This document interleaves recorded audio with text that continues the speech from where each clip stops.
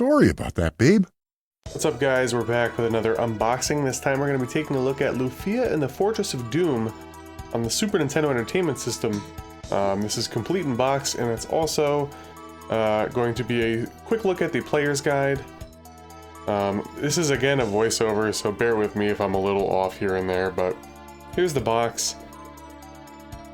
Take a look at this. Would you want to play it? I remember I used to do that, what was it, series? Judge a game by its cover or something like that?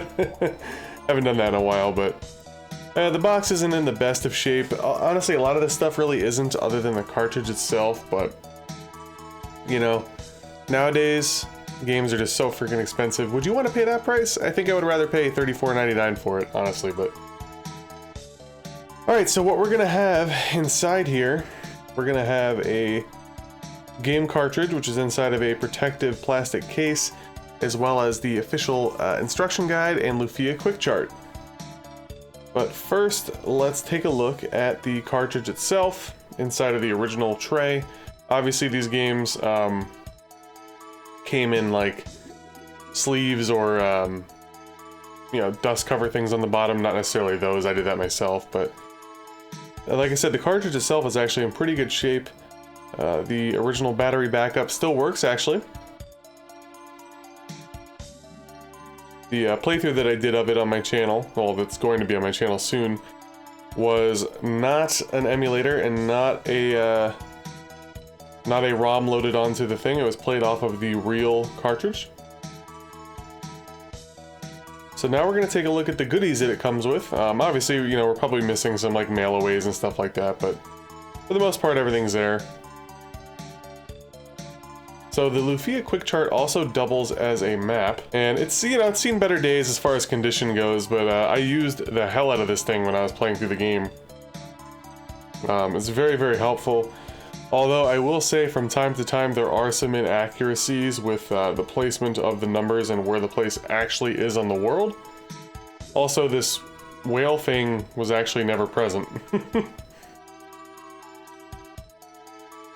And on the flip side, we have the Lufia quick chart, which was very, very useful, but again, here and there are inaccuracies, which is a little bit annoying.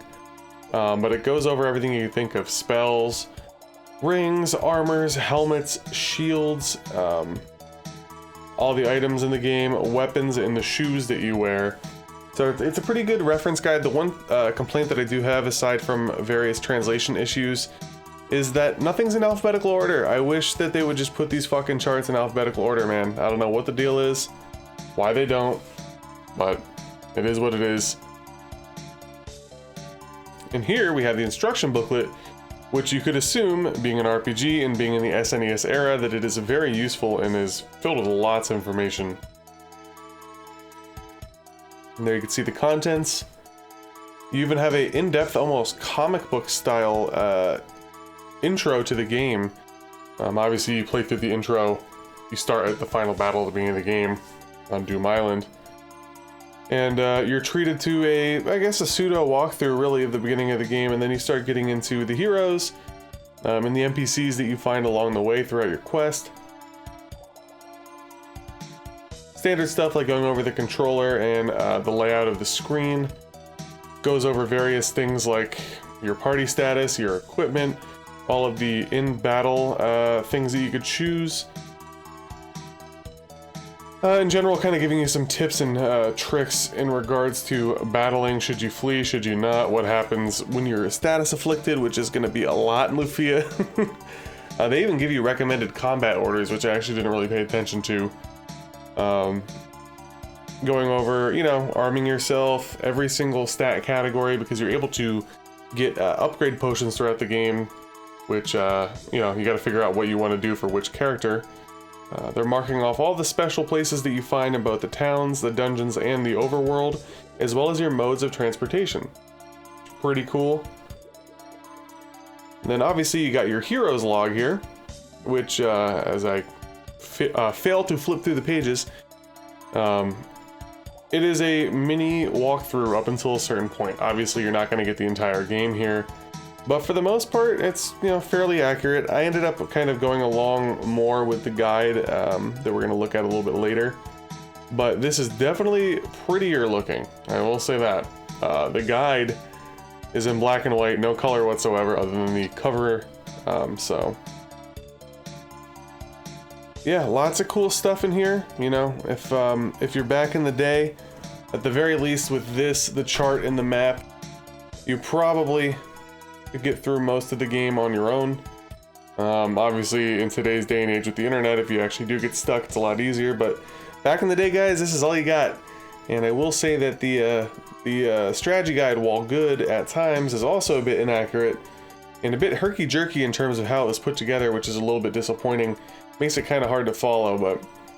And there they touch on the dragon eggs, which is a sub-quest that you can do 3 times throughout the game, and then they bid you farewell. So now, we're going to take a look at the official player's guide by, I think it's Ronald Warto, excuse me.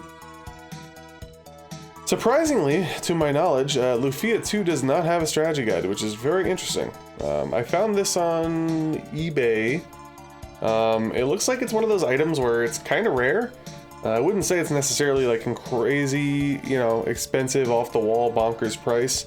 I think I got it for like 60 bucks or something, but from what I saw, it's pretty hard to find it.